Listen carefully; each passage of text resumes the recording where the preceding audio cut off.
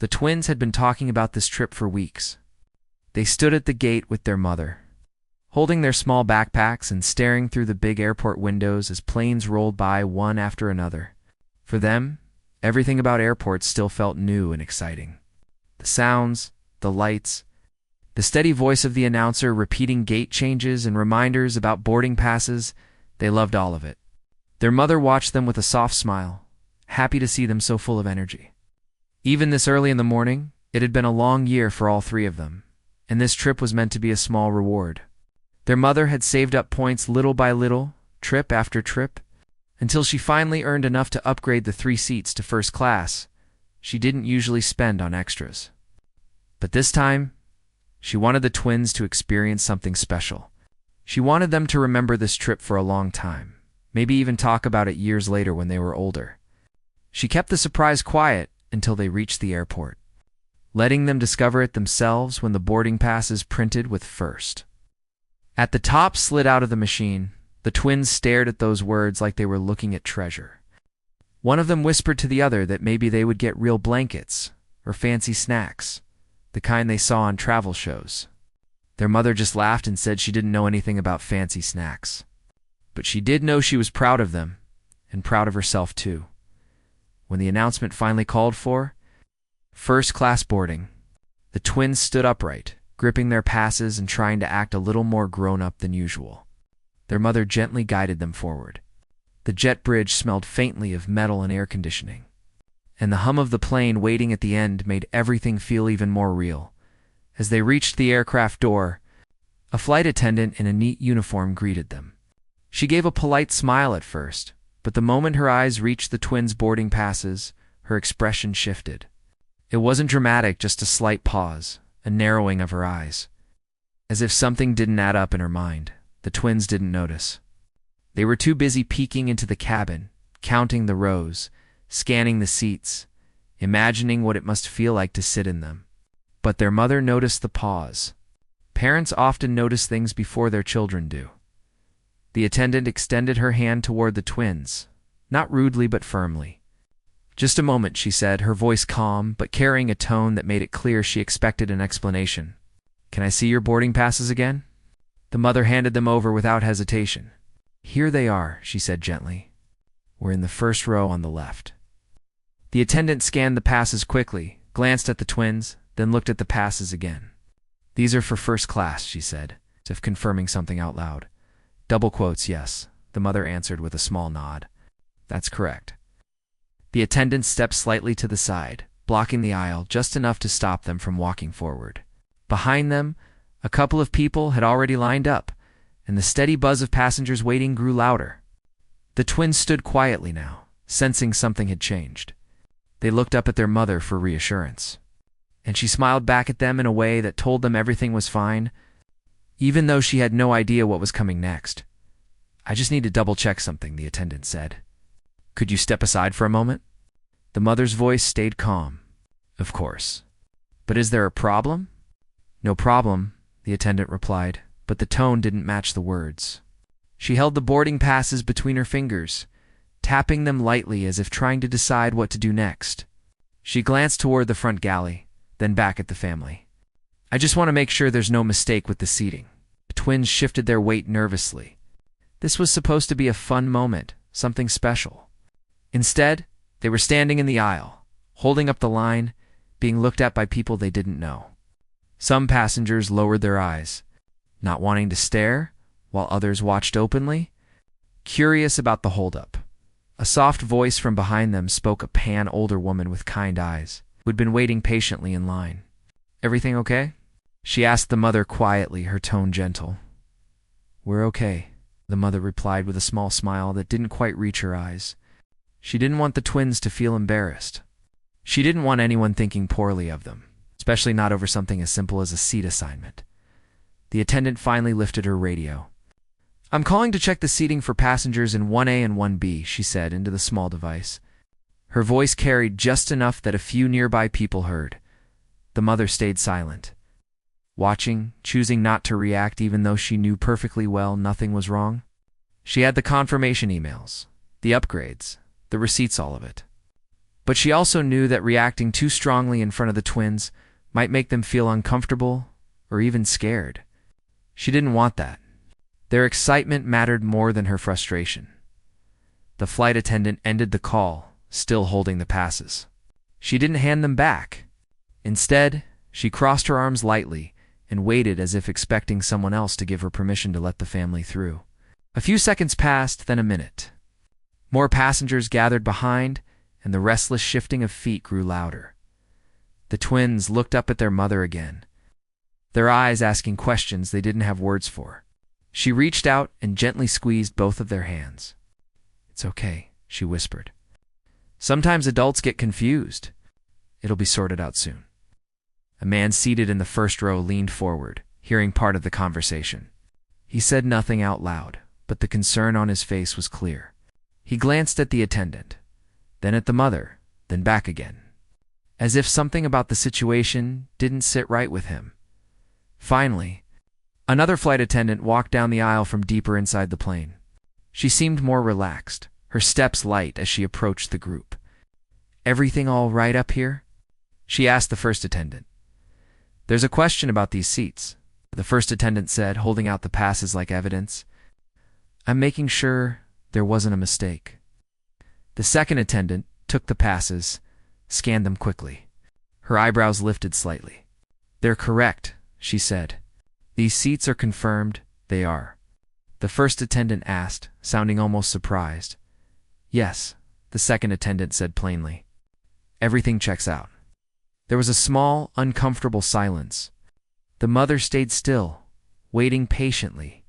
The twins tried to read the expressions around them, not quite understanding but knowing something awkward had just happened. The first attendant cleared her throat. "I just wanted to be certain," she muttered, stepping slightly aside. But she didn't apologize. She didn't look at the twins directly when she handed the passes back. The mother accepted them gently. "Thank you," she said, still keeping her voice warm and even. She didn't want to add tension. She didn't want to show irritation. That wasn't who she was, and it wasn't what she wanted her children to learn from her. The second attendant offered the twins a reassuring smile. "Go ahead," she said kindly. "Your seats are waiting." The twins brightened at the kind tone, and their mother guided them forward. As they reached the first row, the man seated by the window leaned slightly toward the mother. He lowered his voice and said, "You handled that well." She offered him a gentle nod. "Thank you." The twins settled into the soft seats, their hands running along the armrests, their eyes wide with curiosity again. The excitement slowly returned to their faces. They whispered to each other about how big the seats were and how the tray tables seemed to slide out smoothly. Their mother tucked their backpacks under the seats and sat beside them, letting her shoulders relax for the first time in several minutes. The man in the next row watched the twins with a soft smile, then glanced ahead with a thoughtful expression. Passengers were still boarding, but a quiet ripple of awareness lingered in the air, a sense that something unusual had just occurred. Even if most people didn't fully understand what, the mother reached for the twins' hands again, giving each one a gentle squeeze. She didn't need to explain anything to them right now. She just wanted them to enjoy this moment, this trip. This experience she worked hard to give them, but something in her heart knew that the morning wasn't over yet. The tension she had carefully pushed aside still lingered in the air, like a storm on the edge of the horizon. She could feel it, even though nothing had been said out loud. She knew life had taught her enough times that moments like this rarely ended so simply. For now. She just breathed deeply and looked out the window, hoping the rest of the day would go smoothly. The plane hummed softly, the sounds of boarding continued, and the twins excited. Chatter slowly filled the small space around them again. They didn't yet know that the simple pause in the aisle had set something bigger in motion, something that would change the tone of the entire flight, something that none of the passengers, not even the crew, expected. And it had all started with a pause, a puzzled look, and a question about two seats that were perfectly theirs. The twins settled into their seats. But it took a few minutes for their excitement to return fully. Their mother could feel their uncertainty in the way they glanced around, studying the other passengers, wondering if someone else might question them again. She brushed her hand lightly over the armrest between them and whispered that everything was fine now. Her voice was calm, steady, the way she always sounded when she wanted her children to feel safe. But inside she felt a small knot forming. She wished the moment at the doorway hadn't happened at all. She wished the twins could have walked in freely, taken their seats, and enjoyed the little thrill of being in a place they'd never been before. Instead, the start of their trip had become something uncertain, something that left a faint shadow over what should have been a joyful morning. More passengers filed in. The sound of rolling suitcases and soft greetings filled the cabin.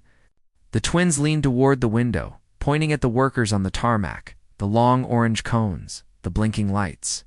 Their mother was relieved to see their attention shifting away from what had happened earlier. Children have a way of moving forward more easily than adults do. They don't stay stuck in awkward moments unless someone forces them to.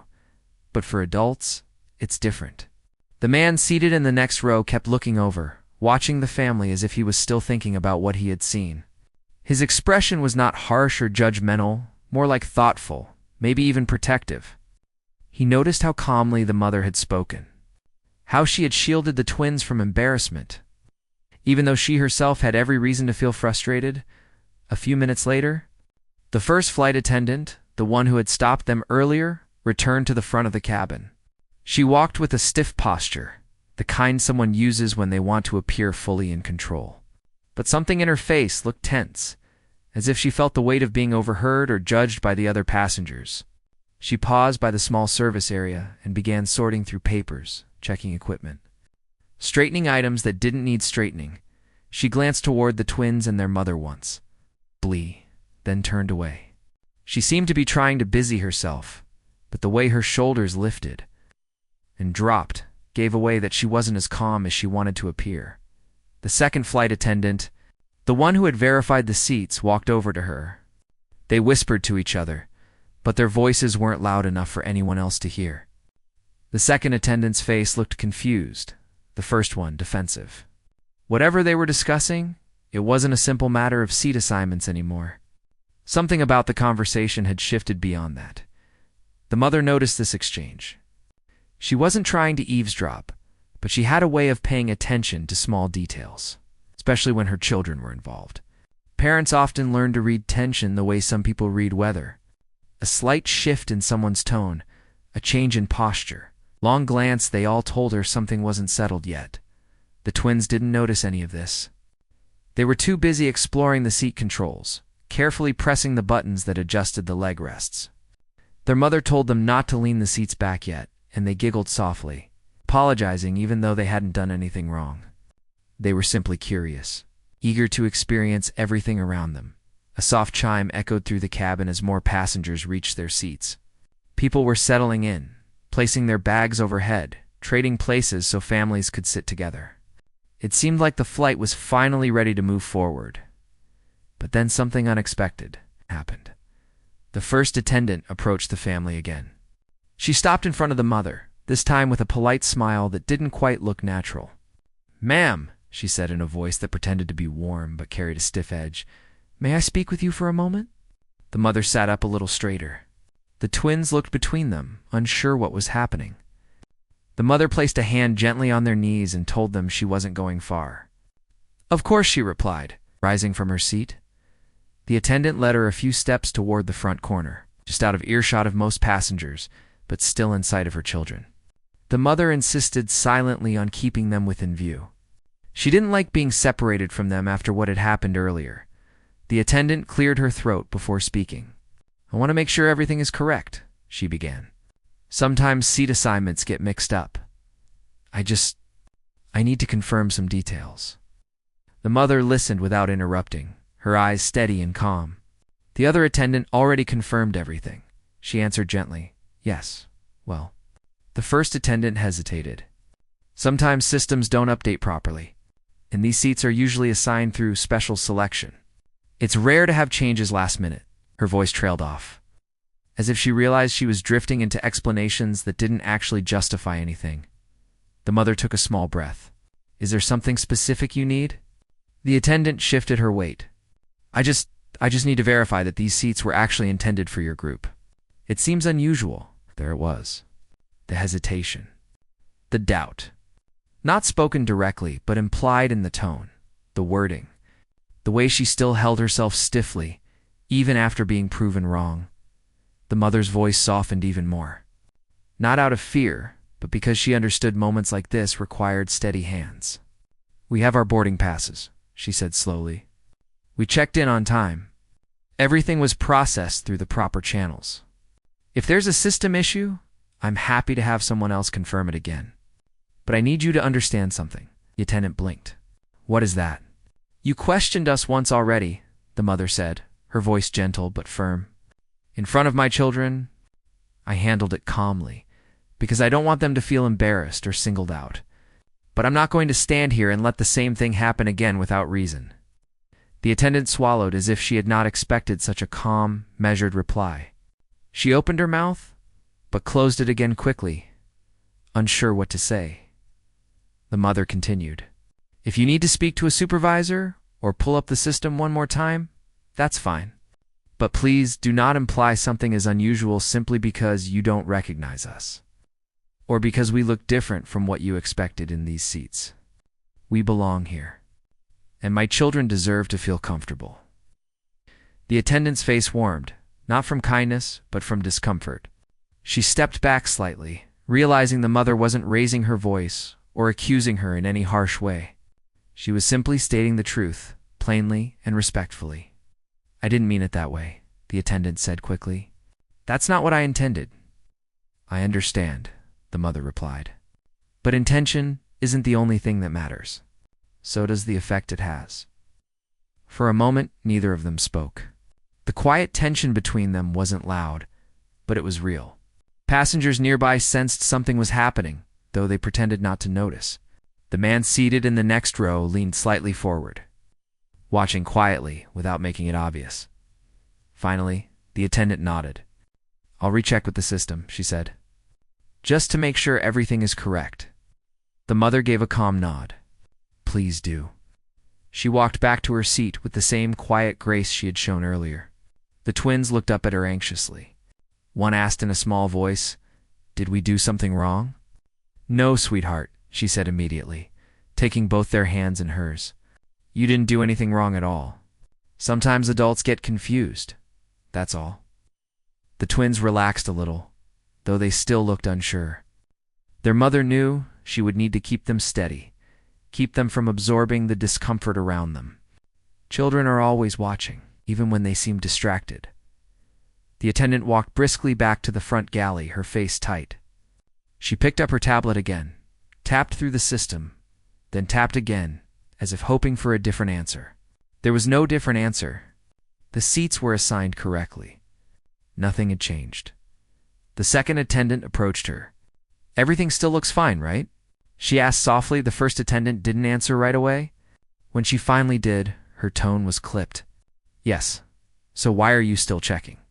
The second attendant asked gently. The first attendant didn't respond. She simply closed the tablet and set it aside. Meanwhile, boarding slowed again as passengers noticed something unusual. The captain, still inside the cockpit, heard the soft murmur of disruption.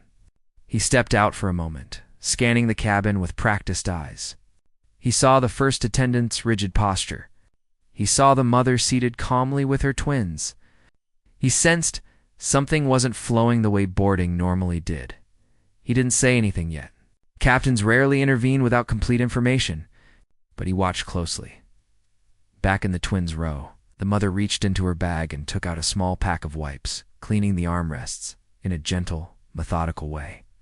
It wasn't that she believed they were dirty. She simply needed something to do with her hands. Something quiet, something small, something that kept her grounded. The twins talked softly about the small screen in front of them and the menu tucked in the seat pocket. Their voices were warm and hopeful again, and the mother felt a small wave of relief wash over her. Children always find their way back to joy, but even as she smiled at them, she could sense something shifting in the air. There was a pressure building, quiet, invisible, but real. The kind of pressure that comes before someone makes a decision that changes the flow of an entire room. The morning wasn't calming down. It was tightening. Something else was coming. Even if none of them knew exactly what, the twins were finally beginning to relax again. They clicked their seatbelts open and shut, compared the small lights on their armrests, and whispered about which movie they wanted to watch once the plane took off. Their mother nodded along, letting their excitement guide the moment. That small spark of joy, the kind only children carry so easily, helped settle something inside her chest. But even as she smiled at them, she sensed something happening around her. The energy inside the cabin had shifted. People seemed to be speaking a little softer, glancing forward more often, paying attention to things they normally ignored. Every small pause felt a little longer than it should have. Even the sound of bags being placed in overhead bins seemed slower, more hesitant. Then, the unexpected happened. The captain stepped out of the cockpit. He wasn't rushing. He wasn't angry. But the moment he entered the cabin, something in the air tightened. Other attendants paused mid-task. A few passengers straightened in their seats. The mother knew enough about flying to understand that captains don't usually walk out during boarding unless they sense something needs their attention. He approached the front of the cabin, his presence calm and steady. He spoke to the first attendant quietly, but not quietly enough to hide the tone. It wasn't harsh or confrontational, simply firm like someone who wanted clear answers. The twins didn't understand the meaning of this, but they could feel the shift. One leaned closer to the mother and whispered, "Why is he out here?" She stroked the child's hand lightly. "Sometimes the captain checks on things," she said. "It's okay." But her own heartbeat was not so steady. She watched the captain carefully, reading his expression bit by bit. He didn't look irritated. He didn't look alarmed. He looked like someone gathering information. The first attendant spoke quickly, her words short and clipped, her shoulders tight. She kept glancing toward the twins' row as if she didn't want anyone to see she was talking about them. The captain listened with a calm but unreadable face. Then he looked toward the mother. It wasn't a sharp look, just a thoughtful one, as if he was trying to understand something for himself. He excused himself from the conversation and walked down the aisle. His steps were quiet. He didn't rush. He didn't drag his feet. He moved like someone who wanted a clear view of the situation before making a decision. When he reached the twins' row, he paused and offered a kind smile. "Good morning," he said softly. The twins brightened instantly. Their mother returned the smile. "Good morning," she replied. The captain lowered his voice, speaking gently. "Are you three all settled in?" "Yes," the mother answered, matching his calm tone. She didn't want the twins to sense tension. "I'm glad to hear that," he said. "I just wanted to personally check in. Sometimes boarding can get a little busy." The twins nodded eagerly, not knowing what else to say. Their mother gave him a steady look, not defensive, not nervous, simply honest. "We're okay," she said. "Thank you for checking." The captain held her gaze for a moment longer. He seemed to be reading not only her words, but her expression. Then he nodded respectfully. "If you need anything, please let us know." He stepped aside, speaking quietly to the second attendant next. She answered with calm, clear sentences, unlike the flustered tone of the first attendant. Their exchange was smooth, like two people who understood each other easily. But something about the captain's posture made passengers sit up a little straighter. It was clear he had sensed something unusual. It was clear the morning wasn't unfolding the way a normal boarding would. Once he finished speaking with the second attendant, he returned to the front. But instead of going straight back into the cockpit, he stayed near the doorway, watching boarding carefully. His presence signaled that he wasn't done assessing the situation. Meanwhile, the first attendant kept moving back and forth between the galley and the aisle. She wasn't talking to passengers. She wasn't going over safety equipment. She simply looked busy for someone who normally followed a routine.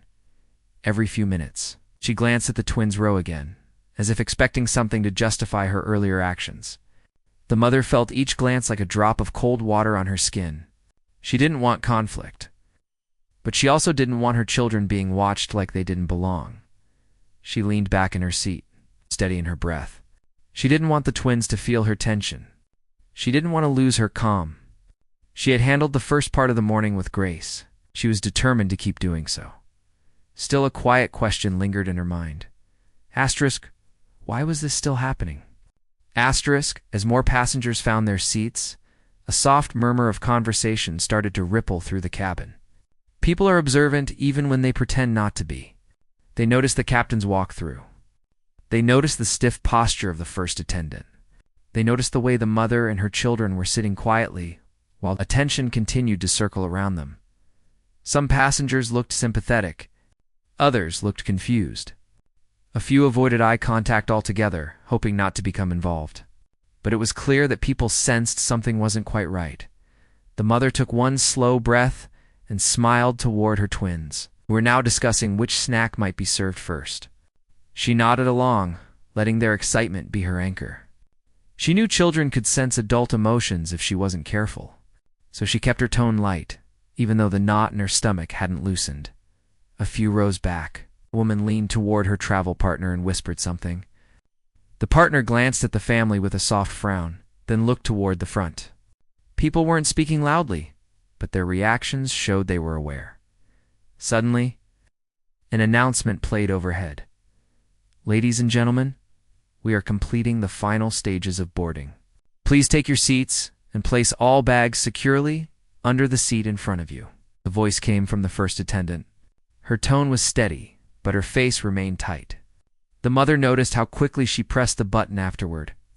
Almost as if she wanted to distract herself from something, the twins buckled up excitedly, thinking they were about to take off.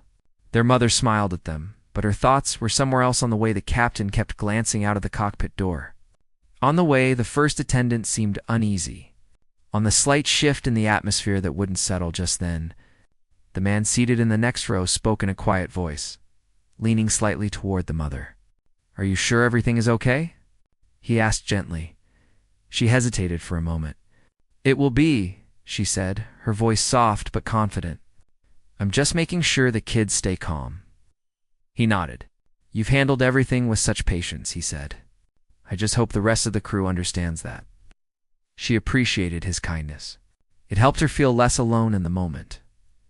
A few seconds later, the captain stepped out of the cockpit again, this time with more purpose.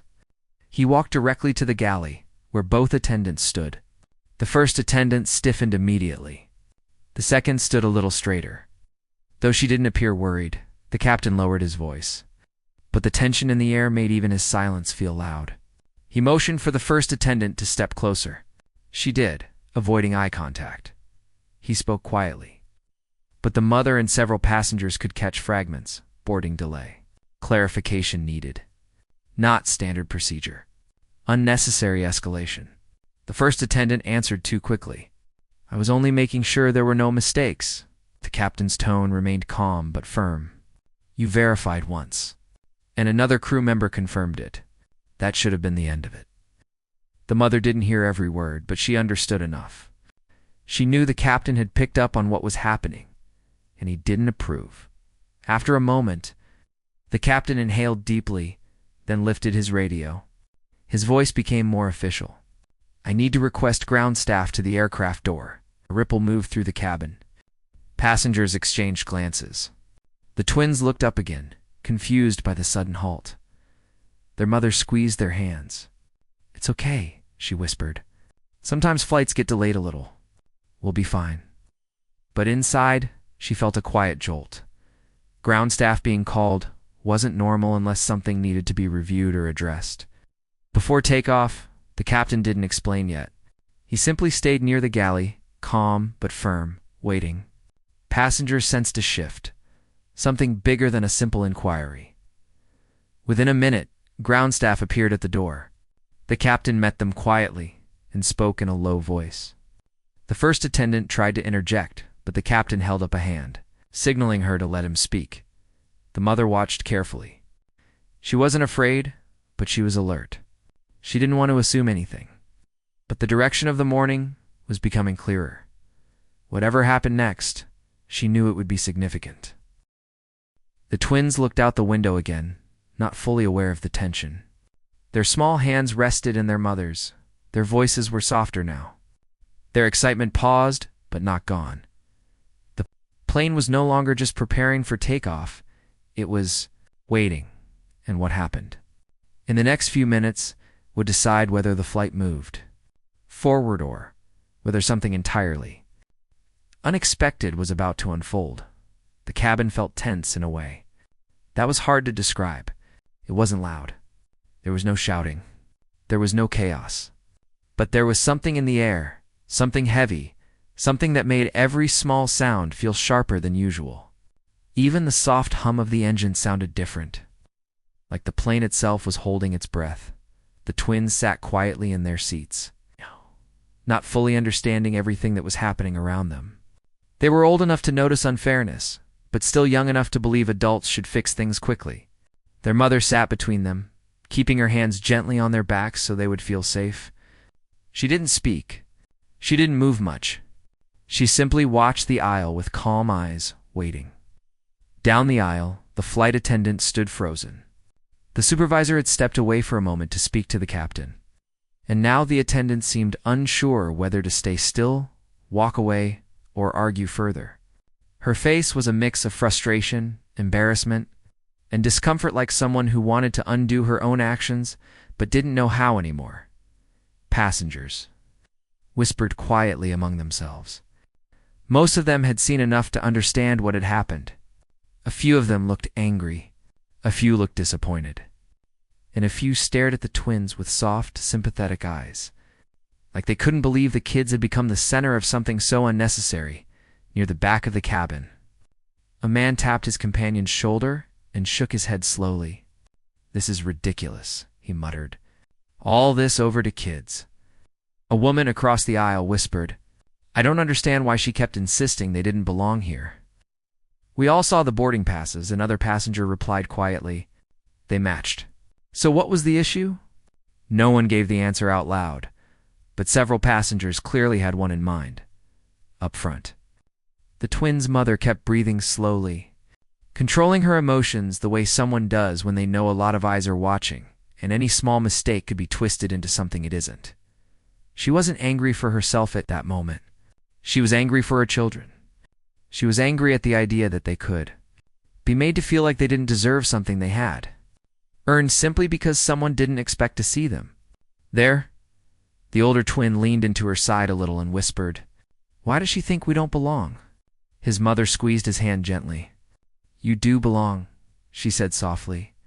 "Don't let anyone make you question that." The younger twin looked around the cabin nervously. He wasn't sure where to look, so he stared down at his shoes. He didn't like people staring at him. He especially didn't like the confusion in the air. He wanted everything to go back to normal. Just a regular flight where he could put on his headphones, watch something silly, and fall asleep. The supervisor soon returned, walking calmly but quickly up the aisle. The attendant straightened as she saw her coming back, her eyes widening slightly like she already knew the conversation had not gone her way. "Captain needs a quick word with you," the supervisor said firmly. The attendant hesitated. "With me?" "Yes, now." Passengers exchanged looks. Some sat up a little straighter. The attendant followed reluctantly, her steps stiff and uneasy. While she was gone, the supervisor stepped closer to the mother and lowered her voice. "Thank you for remaining calm," she said. "We're taking this seriously. The captain is reviewing everything, and he will address it." The mother nodded. "I appreciate that." She didn't say anything else. She didn't need to. The supervisor could read enough from her tone and expression to understand this wasn't just a minor inconvenience. It was something deeper, something any parent would feel shaken by. Minutes passed slowly, each one feeling longer than the last. The cabin stayed quiet, and no one dared to move around. Even the flight attendants who weren't involved stayed close to their sections, clearly waiting for instructions. Finally, the supervisor returned with the attendant beside her. The attendant's face was pale now, her mouth tense, her posture rigid. She looked like someone who had just been told something she didn't want to hear. The supervisor addressed her in a voice so low it almost blended into the hum of the engines. "You're not continuing this flight," she said. Passengers glanced toward the aisle. Some widened their eyes, some nodded, and some looked relieved. The attendant tried to defend herself. "I was just doing my job." This isn't the time," the supervisor cut in firmly. The captain made the decision. You need to gather your things. The attendant closed her mouth, anger flashing in her eyes, but she didn't speak again. Instead, she marched toward the back, avoiding everyone's eyes. A few passengers didn't bother hiding their reactions. Some shook their heads. Some looked away. Some watched her without blinking. It was a long walk for her, and the weight of the moment clung to the air as she disappeared behind the work curtain. The supervisor exhaled quietly and approached the mother again. We're waiting for confirmation. But it looks like the captain may delay departure to resolve everything properly, she said. I just wanted to let you know, before the announcement. The mother thanked her again, but stayed silent otherwise. The twins simply watched, trying to follow the pieces of the situation without fully understanding the layers adults saw. A few rows back, a passenger raised his hand slightly. Do you think the flight will take off soon? He asked. The supervisor gave a polite but careful reply. We'll update everyone shortly. Thank you for your patience. She meant it. Anyone could tell she meant it. The minutes that followed were some of the slowest the passengers had experienced on any flight. A few people checked their watches. Others scrolled on their phones, though their eyes kept drifting upward. And some passengers simply watched the twins, as if wanting to reassure them with their presence alone. The children shifted in their seats. The older twin whispered, Are we in trouble? Their mother shook her head gently. Not at all. None of this is because of you. She kissed the top of his head. Then the other twins. You both did everything right. The cabin door opened again, and the captain himself stepped into the aisle. It was rare to see a captain outside the cockpit before a flight. His uniform looked crisp, its expression serious but steady. He approached the twins, rose slowly and respectfully. Passengers leaned slightly into the aisle. Sensing an important moment, he crouched down so he was at eye level with the children. It was such a simple gesture, but it immediately softened the whole space. I'm really sorry you had to go through all of that, he said in a calm, warm voice. What happened wasn't right. The twins nodded slightly, unsure what to say, but they seemed more at ease now. He looked to their mother. I reviewed everything, he said. This should not have happened. Your children had every right to their seats, and you handled everything with exceptional patience. I want you to know the situation is being dealt with. Thank you, she said sincerely. He stood up straight again, then addressed the row and the nearby passengers. I'm going to make an announcement in a moment, he said. Before that, I wanted to speak to this family directly. Passengers nodded respectfully. Some even smiled faintly at the twins. The captain walked back toward the front. Moments later, his voice filled the cabin through the speaker system. Ladies and gentlemen, thank you for your patience. Before departure, an internal matter needed to be addressed to ensure the safety and comfort of all passengers. Due to this, we will have a slight delay. Our goal is to treat every passenger with the respect they deserve, and we are taking the appropriate steps to ensure that standard is upheld. His words were careful but honest. Passengers heard more than what he said directly. They heard the message behind the message. The plane remained grounded. The supervisor made another pass through the cabin, checking on everyone. When she reached the twins' row, she offered the children to small activity kits and a little smile. These are for you, she said. Something to make the time go faster. The twins lit up not because of the gifts, honestly, but because someone was being kind to them in a moment when they needed it. Their mother thanked the supervisor warmly. For the first time since the conflict began, her shoulders relaxed just a little. The delay continued, but now the tension felt lighter, like a storm that had finally begun to pass. The passengers settled again, whispering less and breathing more normally in the back of the plane. The removed attendant remained out of sight. In the front, the captain worked through procedures, making sure everything was documented properly before departure. And in the middle of the cabin, the twins leaned closer together, opening the activity kits and talking softly about which games to play first. Their mother listened to them, her heart softening again, as she realized that even though the day had taken a hard turn, her kids were still finding small moments of joy in the middle of it. But the story wasn't finished, not yet, because the plane was still on the ground, and something else, something bigger was about to unfold before anyone even knew it was coming. The plane stayed still on the ground longer than anyone expected. No one complained out loud, though. After everything that had just happened, people seemed willing to wait. Maybe they felt the situation mattered more than the schedule. Maybe they felt the family in the center of it all deserved a moment where the world slowed down, even if only for a little. The twins were quiet again, but not in the same tense way as before. Now they were curious. They didn't fully understand the captain's decisions, or why everyone kept whispering, or why the plane still hadn't moved. But they did understand that something important was happening around them. Their mother sat with her hands folded in her lap, her eyes focused on the front of the plane. She had stayed patient through everything, but inside she felt a mix of emotions she didn't know how to show. She felt protective, of course. She felt grateful that someone in authority had stepped in. She felt unsettled, because she didn't know what the final outcome would be. Minutes passed slowly.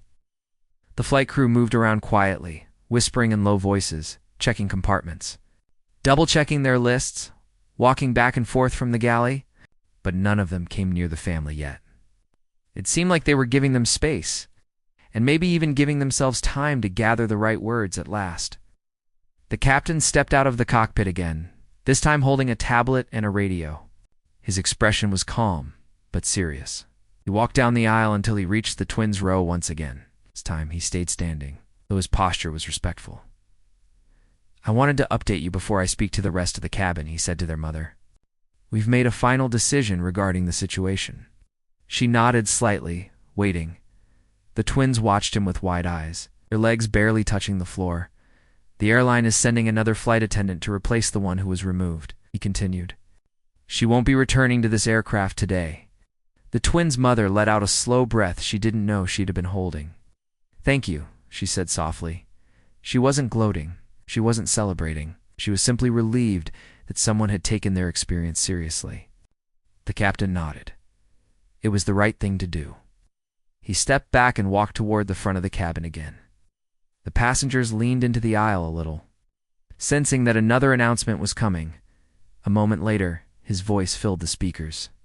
"Ladies and gentlemen, thank you for your continued patience. As some of you observed, we had an internal issue that required immediate attention. We've taken the necessary steps to resolve it, and we're now waiting for a replacement crew member to arrive. We expect to begin preparations for departure shortly. We appreciate your understanding and cooperation." The message was simple, but it carried weight. The passengers understood exactly what he hadn't said out loud. The air in the cabin shifted again, lighter, calmer, steadier. People settled back into their seats.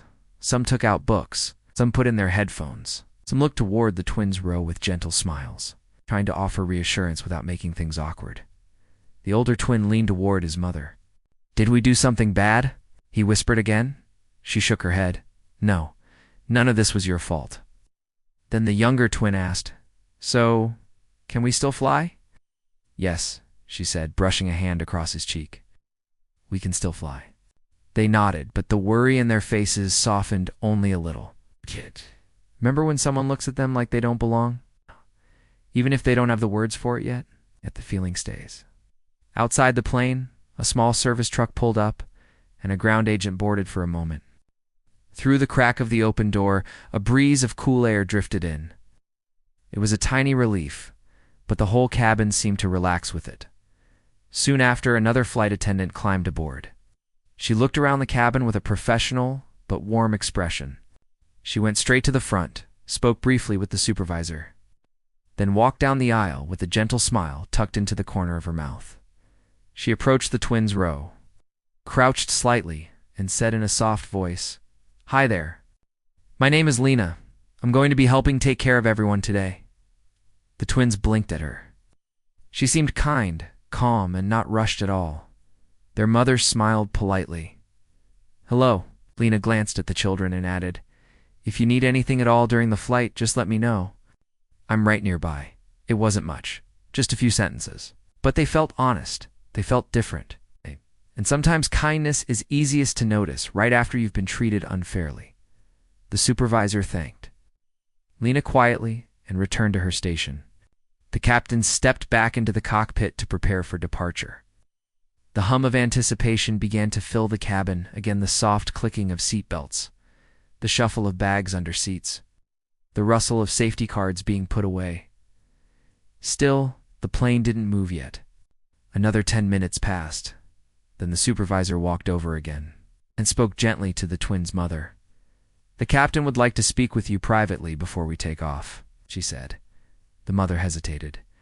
Not because she didn't want to go, but because she didn't want to leave her children. "They can come with you," the supervisor added. Sensing her worry, so the mother stood, helping each twin step into the aisle. They followed the supervisor toward the front, weaving past rows of passengers who tried not to stare. Some smiled at them. Some gave them small nods of support. The cockpit door opened, and the family stepped inside the small space behind the pilot's seats. The captain turned around in his chair and removed his headset. "I won't keep you long," he said. "But I thought it was important to speak with you directly." The mother nodded. The twins looked around with wide, amazed eyes. They'd never been inside this part of a plane before. "I reviewed everything again," he continued, "and I filed a full report. What happened was unacceptable. You and your children were treated unfairly, and we're making sure the airline addresses it properly." The mother took a deep breath. "I appreciate that. I also wanted to give you this," he said, handing her a small envelope. "It's not meant to erase what happened. It's just meant to acknowledge that we value you and your family." She opened the envelope. Inside were 3 travel vouchers. "I didn't ask for this," she said carefully. "I know," he replied. The twins watched quietly, not understanding the details, but sensing the meaning behind the exchange. "We're ready to depart," the captain said. "But I wanted to make sure you were comfortable before we do." The mother nodded again. "Thank you for handling everything with respect." He gave a soft, appreciative smile. "Your patience made it easier." The family returned to their seats. The passengers straightened up as they saw them coming back, curious but polite. A few minutes later, the cabin lights dimmed slightly. The engines softened, then grew louder. The plane finally pushed back from the gate. The older twin leaned close to the window, watching the airport slowly slide past. "We're moving," he whispered. The younger twin smiled for the first time in a long while. "Good." Their mother watched them both, feeling something warm push through the tiredness. Maybe relief, maybe pride. As the plane reached the runway, the captain's voice returned through the speaker. "Flight attendants, prepare for takeoff." The engines roared. The cabin vibrated softly. The twins gripped the armrests with excitement and a little nervousness. Their mother closed her eyes for a moment, letting everything sink in the day. The emotions, the tension, the resolution.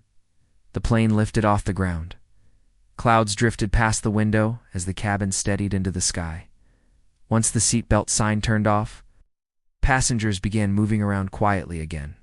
But several of them glanced at the twins as they passed, not staring, just checking in with small smiles or a gentle thumbs dash up. It was the kind of quiet support people show when they want someone to know you weren't alone. The new flight attendant, Lena, returned to check on them. "Are you 3 doing all right?" she asked kindly. "Yes," the mother said. The twins nodded. "If you need snacks, drinks, or anything at all, just tell me," Lena added. The boys exchanged glances, then looked at their mother. She nodded. "Could we have juice?" the younger twin asked shyly. Lena smiled. "Of course." Returned moments later with 2 cartons and a warm expression that made the twins relax even more. The rest of the flight stayed calm.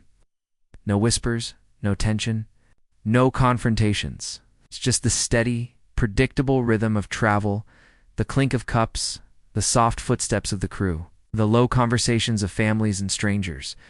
As the hours passed, the twins slowly returned to their normal selves. They laughed a little. They played a quiet game together. They asked their mother if they could watch a movie. For the first time since boarding, she allowed herself to enjoy the moment too, knowing the worst was behind them. When the plane finally landed, the passengers waited for the seatbelt light to turn off. One by one, they stood and reached for their bags. A few passengers paused by the twins' row on their way out. "You boys were brave today," one man said with a gentle smile. "You handled everything so well," a woman added softly. The twins didn't fully understand why strangers cared, but they smiled back anyway. The captain came out once more as passengers exited. He stopped near the family and nodded respectfully. "Safe travels," he said. "Thank you," the mother replied, as they walked down the jet bridge. The twins each grabbed one of their mother's hands. "Can we forget this happened?" the younger one asked.